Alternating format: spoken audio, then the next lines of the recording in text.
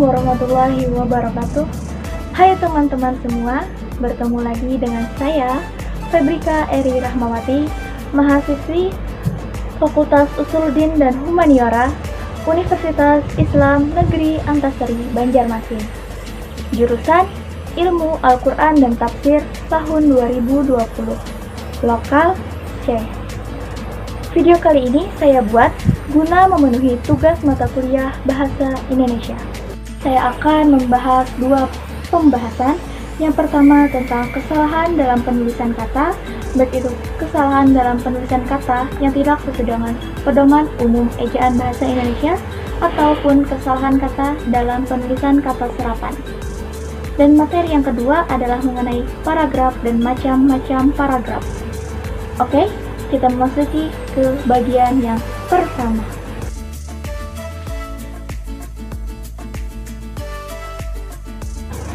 Untuk kesalahan kata sendiri, di sini saya mengambil beberapa sampel yang terdapat di lingkungan tempat tinggal saya, yaitu tepatnya di Kuala Kapuas, Kalimantan Tengah. Kata yang pertama adalah kata menjual belikan, seperti yang tertera pada gambar di samping. Kata menjual belikan pada gambar di samping ditulis secara terpisah. Padahal seharusnya kata menjual belikan ditulis secara bersambung. Hal ini dikarenakan kata tersebut mendapatkan dua imbuhan sekaligus, yaitu imbuhan di awal dan di akhir. Sebagaimana yang kita ketahui bahwa kata yang mendapatkan imbuhan di awal dan di akhir kata tersebut maka tidak boleh ditulis terpisah dan harus disambung. Yang kedua, kata dibudidayakan. Pada gambar di samping, kata dibudidayakan sendiri ditulis terpisah, di spasi budidayakan. Padahal seharusnya kata tersebut ditulis bersambung. Hal ini dikarenakan kata dibudidayakan tidak menunjukkan suatu tempat. Kata yang ketiga adalah dijual, seperti yang terdapat pada gambar di samping. Pada gambar tersebut, kata dijual ditulis terpisah, padahal seharusnya kata dijual ditulis bersambung. Hal ini dikarenakan kata dijual sendiri itu tidak menunjukkan suatu tempat. Kata yang keempat adalah antri, seperti yang terdapat pada gambar di samping. Kata antri pada foto tersebut ditulis dengan huruf A, N, T, R, E. Padahal seharusnya sebagaimana yang terdapat di Kamus Besar Bahasa Indonesia, kata antri ditulis dengan huruf A, N, T, R, I. Menggunakan huruf I bukan huruf E. Yang kelima, kata diperbolehkan. Pada gambar di samping, kata diperbolehkan ditulis terpisah. Padahal seharusnya kata diperbolehkan ditulis bersambung. Hal ini dikarenakan kata diperbolehkan sendiri itu tidak menunjukkan suatu tempat. Selanjutnya, kita akan membahas tentang kesalahan penulisan kata-kata serapan. Kata yang pertama adalah kata fotografer. Pada gambar di samping, kata fotografer ditulis dengan huruf P, H, O, T, O, G, R, A, F, E, R. Padahal yang terdapat di Kamus Besar Bahasa Indonesia sendiri, kata fotografer ditulis dengan huruf F, O, T, O, G, R, A, F, E, R. Menggunakan F, O, bukan P, H, O. Selanjutnya, kata yang kedua adalah kata musik.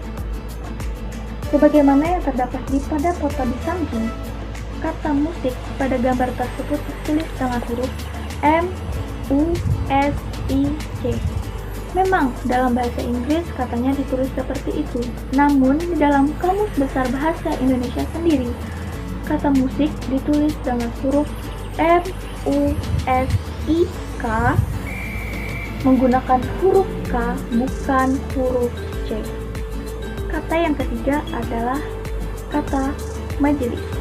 Pada gambar di samping, kata majelis ditulis dengan huruf M, A, J, L, I, S.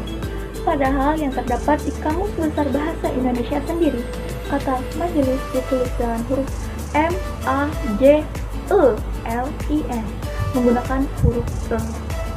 Yang keempat, kata masjid. Pada gambar di samping, kata masjid ditulis dengan huruf M-E-S-J-I-D. Padahal seharusnya di dalam Kamus Besar Bahasa Indonesia, kata masjid ditulis dengan huruf M-A-S-J-I-D menggunakan huruf A, bukan huruf E. Yang kelima, kata ferry atau biasa digunakan dalam kalimat kapal feri. Dalam bahasa Inggris sendiri, kapal feri memang dituliskan dengan huruf F-E-R-R-Y sebagaimana yang terlihat pada gambar di samping. Namun sebenarnya kapal feri ditulis dengan huruf F-E-R-I menggunakan huruf I, bukan huruf Y, dan menggunakan satu R, bukan dua buah huruf R.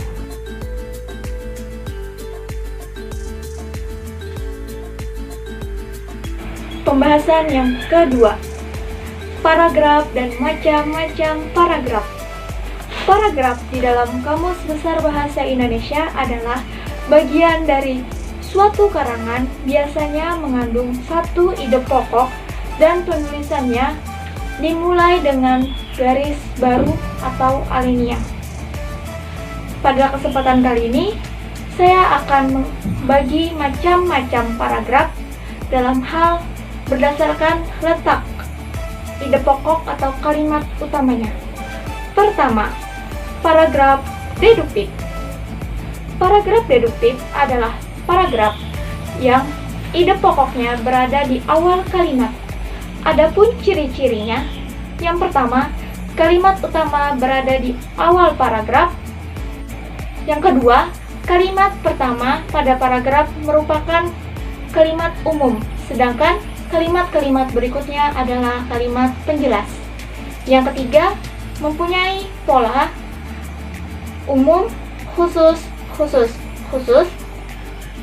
Adapun contohnya bisa kita lihat pada gambar di samping. Kata yang bergaris tebal merupakan kalimat paragraf deduktif atau kalimat pokok atau kalimat utama yang menandai sebagai paragraf deduktif. Adapun kalimat-kalimat yang tidak ditulis secara huruf tebal, dia merupakan kalimat penjelas. Yang kedua, paragraf induktif.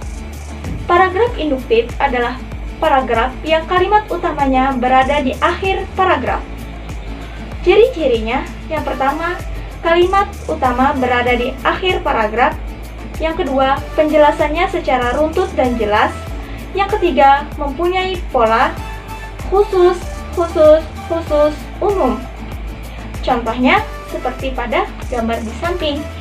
Yang bercetak merupakan kalimat yang menandai sebagai paragraf deduktif atau sebagai kalimat utama, sedangkan kalimat-kalimat yang ditulis secara tipis itu merupakan kalimat penjelas.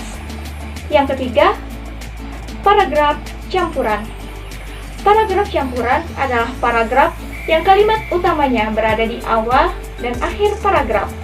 Adapun ciri-cirinya adalah kalimat utama berada di awal dan akhir paragraf, sedangkan kalimat yang berada di tengah-tengah paragraf adalah kalimat penjelas.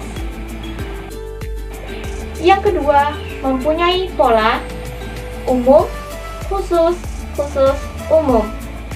Untuk contohnya bisa dilihat pada gambar di samping. Kata yang bercetak tebal merupakan kalimat utama dari paragraf tersebut dan kalimat yang menandai bahwa paragraf tersebut merupakan paragraf campuran. Semoga bermanfaat. Sekian, terima kasih. Wassalamualaikum warahmatullahi wabarakatuh.